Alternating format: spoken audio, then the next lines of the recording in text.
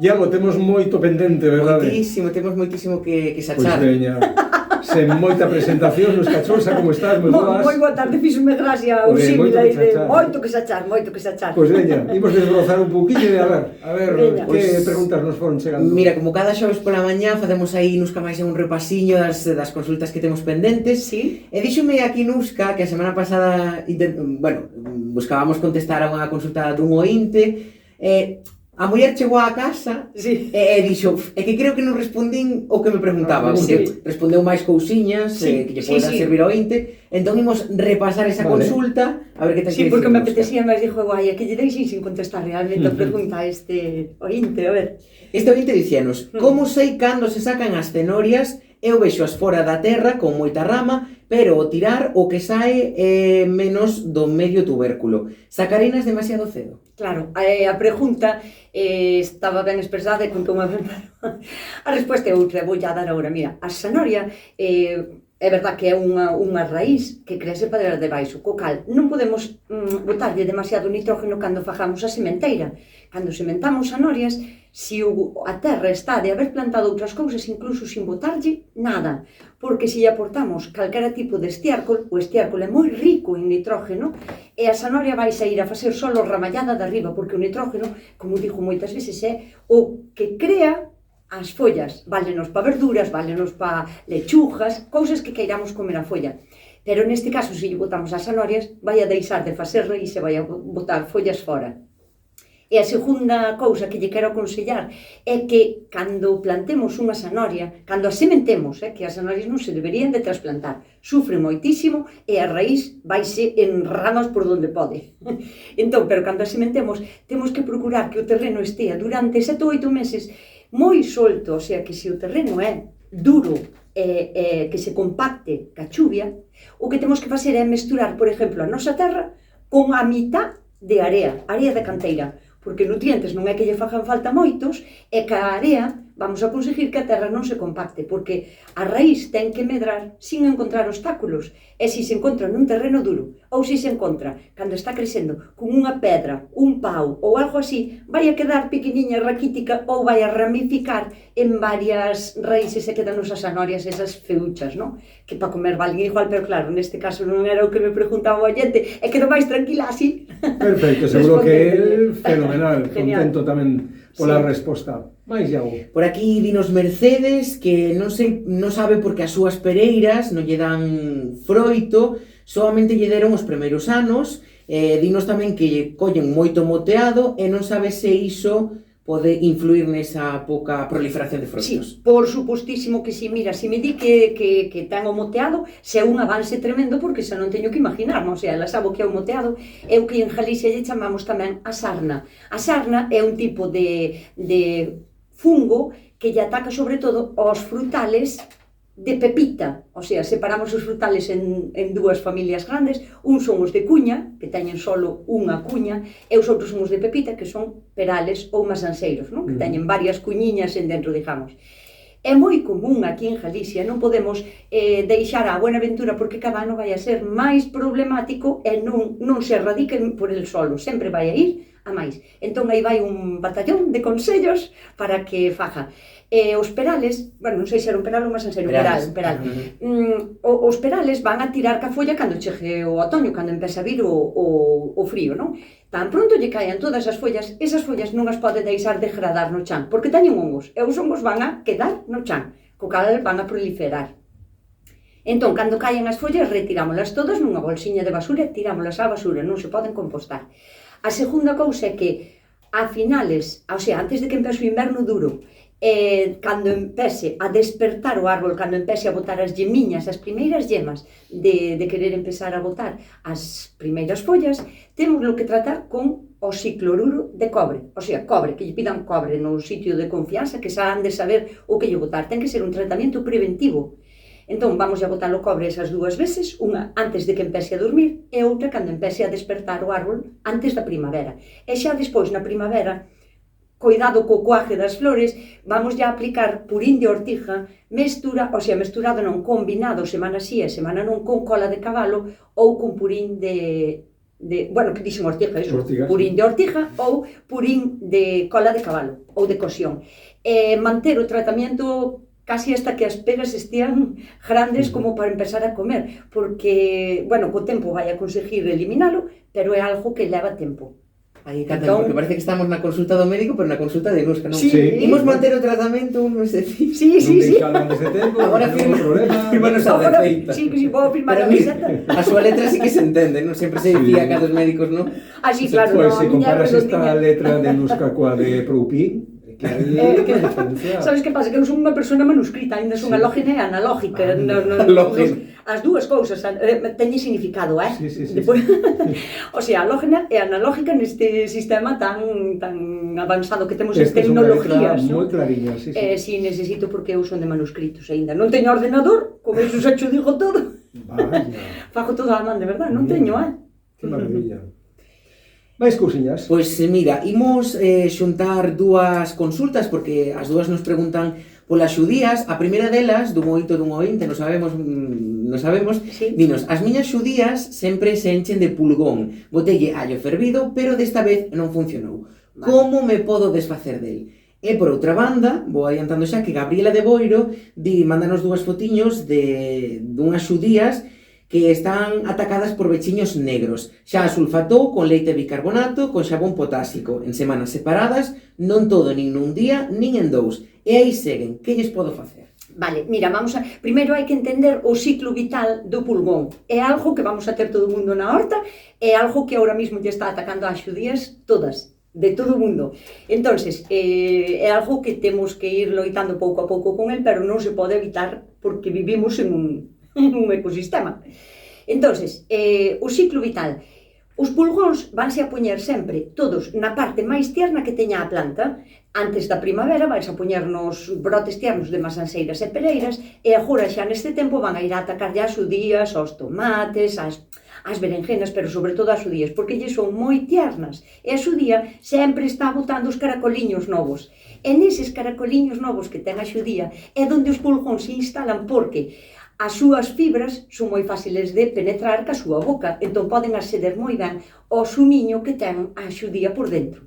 E van a poñer ovos, pero todos os días, o sea, un día un, outro día outro, outro día outro. Os tratamentos caseiros que vamos a botar, como ben falaron aquí as compañeiras,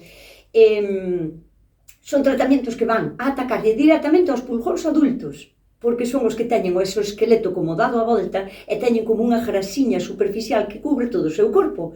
Entón, ao botarlle o allo ou o xabón potásico, o que vamos a facer é dañarlle o corpo e desecalos automáticamente. Que pasa? Que temos que ser moi constantes porque van a estar todos os días eclosionando ovos. Daste conta porque hai adultos que están poñendo ovos diariamente. Entón, o tratamento dos pulgóns debería de durar casi un mes. Mira o que che digo, porque pode haber ovos que van eclosionando durante unha semana, eses ovos van a seguir eclosionando. E hasta que salen do ovo, non dañamos o corpo dos bichos. Esa é unha constancia. E despois, en segundo lugar, que falou de unha decocción de allo, non? Que ferveu o allo. Sí. O allo é moi eficiente para os pulgóns, o sea, demostrado, porque non é que o lere en ningún sitio, eu fajo, pero estou facendo un pouquiño mal, porque o que queremos extraer do allo é o potencial todo canto ten de alicina, que é un dos componentes que ten o allo. A alicina é o azufre, uns compostos azufrados que tamén lle fan daño ao corpo tan débil do pulgón. Que pasa? Que se o fervemos en agua ou se facemos un té de allo ou unha decocción de allo, destruímos totalmente, casi na súa totalidade, a lisina. Entón, o que temos que facer é unha maceración en agua templadiña ou fría, allos moi ben machacados, e dun día para outro esa agua. E se podemos botarlle un pimento cayena, nesa agua tamén desfeito, para que haga picante bastante, vai a ser moito máis eficaz.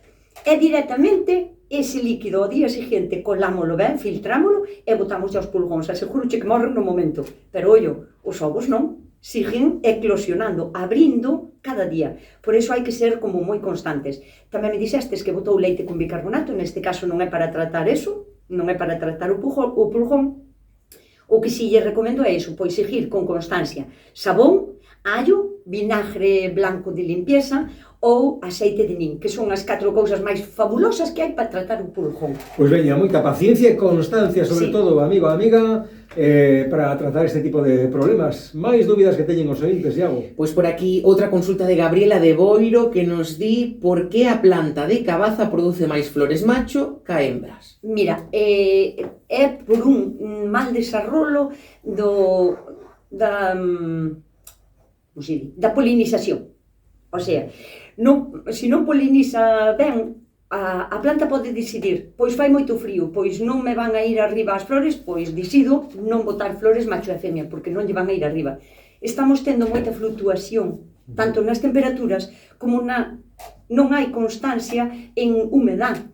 Un día está nublado e fai unha humedad, o outro día choveu durante 2 días así a chuviscar moito, entón as plantas non se establecen de todo. Despois eu non sei se as ten entuturadas ou se as ten no chan. Ter unha planta de calabacín no chan é totalmente contraproducente porque lle estamos desfavorecendo que a polinización sexa axeitada. Entón eu aconsello que teña paciencia, que cando rege non a rege por encima, o sea, sempre no tallo abaixo e con tranquilidade, e que a intutore, que a puña alta para que as flores que haxa teñan unha boa ventilación e haga unha boa fecundación das flores, non? E xa a planta, cando estea ben, estea cómoda, vai a botar os 2 tipos de flores, sin problema ningún. Estou segurísima. Pois veña, tamén paciencia, constancia a esta muller para que esas flores vayan arriba. Un poquinho de sorte. Mais, Iago? Por aquí dinnos boa tarde dende Outes, teño unha praga nas berenxenas. Son uns mini escaraballos que saltan e fan buratos nas follas. Buscando por internet, din que son escarabellos pulga, probei con terra diatomea e tamén con xabón potásico, pero cada vez vexo máis, así que creo que non serve. A ver se Nusca me pode aconsellar algo para botar. Pois sí, totalmente. Mira, o que está describindo é unha cousa que se chama a pulga da solanácea, sobre todo está nas patatas e nas berenjenas, ou é onde sempre a podo localizar. Se son poucas non pasa nada, porque comen tan pouquiño da folla que vamos a ver só como picadas de alfileres nas follas. Que pasa? Que se hai moitas, sí que poden dañar que o traballo da fotosíntesis da planta, e que merme ou que non medre ben, non? Entón, temos varias cousas. O xabón potásico neste caso non lle fai nada, porque o xabón potásico ten que tocar directamente no bicho, o sea, vale para lagartas, vale para xertos gusanos e vale para pulgón, para mosca blanca. Pero neste caso, este tipo de pulgas teñen un cascarón, é como se fora unha cucaracha, pero pequeniña, negra, que salta, ademais salta, a nós non nos pica, só morde nas plantas. Salta, entón, ainda que lle botemos o xabón, non lle vai a facer nada, porque lle resbala. Neste caso, o que teria que tratar sería co macerado de allo, como dixo dun día para outro, con bastante cayena para que lle pique e lle moleste ben, e tamén co aceite de nin. O da terra de diatomeas, como di ela, está ben que yo bote, pero claro, a terra de diatomeas, pensemos que son como uns fósiles de algas que están petrificadas aí desde fai milleiros de anos, é como un polviño blanco que lle pode facer daño ás cousas que comen as follas das nosas plantas, é verdade, pero non vale con botarlo e dicir non lle fixo nada. Teñeno que chegar a comer. Se ese día choveu, o día seguinte choveu, ou fixo moita humedade de noite, posiblemente a terra de diatomeas, como non se mete para dentro da planta, resbálalle e caeu ao chan. Entón hai que ser como máis insistente. A terra de diatomeas funciona sí ou sí, porque cristaliza o sistema digestivo de quen o come. Entón, hai que asegurarte cando botas que se un día soleado, non con moito vento, porque é como un polvo de talco, e pode o levar, ser como máis insistente, non? De todos os xeitos, cando unha planta está moi atacada, como neste caso, por unha plaga de pulga, quero pensar tamén que pode ser que a planta estea sufrindo algún tipo de estrés. Normalmente, as berenjenas necesitan estar continuamente en terra húmeda. Non me vale, vou regar pasado mañán, moi profundamente, esa non vou ondar a berenjena durante 7 días. Pasa con algúns cultivos que podes facelo, pero neste caso non, porque frena totalmente a súa creatividade e a súa expansión. Entonces, primeiro, que o riego sea continuo, non encharcado. Se botamos un exceso de nutrientes, tamén pode estar sufrindo estrés por exceso de nutrientes. Entonces, ao mellor ten demasiado nitrógeno, sabes? Sempre hai que fertilizar este tipo de plantas, sobre todo berenjena, hai nas que fertilizar como con máis, pouquinho a pouco, sin botarlle, por exemplo, cando queiras plantar as berenjenas, unha carretilla de estiércol de jaliña ou de vaca que tiñas ali e tal, para que vayan ben, porque non lle vai ir ben. Ao contrario, vai a ir peor. Casi é mellor que sufra de que non haga nutrientes que teña demasiados, porque cría nas súas follas, a súa salvia vai a ser moito máis atraente, e cando veñen os pulgóns para comela. Os pulgóns, as pulgas estas que nos di a compañeira, e nada, outra opción tamén, por exemplo, sería o Bacillus thuringiensis. É un tipo de bacteria que tamén, cando a ingieren os bichos, paralísalle o seu sistema digestivo, o sea, morren de inanición. Parece moi cruel, pero nós queremos comer berenjenas. Claro, hai que sacrificar a alguén. Alguén ten que perder. Efectivamente, es que caprichosa a berenjena, non? Por lo que vexo. Non é, o que pasa que, non sei, ten unhas características. Sí, pero non é. Non é, bueno. Para nada, que va. Pois, quédanos para unha consulta máis, tempiño, Iago. Pois veña, gustaríame saber se da verdoaga, erva tan beneficiosa na horta e que se pode comer en ensalada, se comen só as follas ou tamén os talos. Mira, xa me trouxe todo aprendido, esta ollante, A verdolaga, aparte de ser unha planta que é fabulosa na terra porque nos vai a proporcionar un verde e un mantillo de protección do sol e vai nos aguantar da humedad e non hai que regar tan a menudo, nace a la sola, dáse genial, é comestible, é moi boa, ademais. E non hai que comer solo as folliñas, non ten que poñerse a desfollar.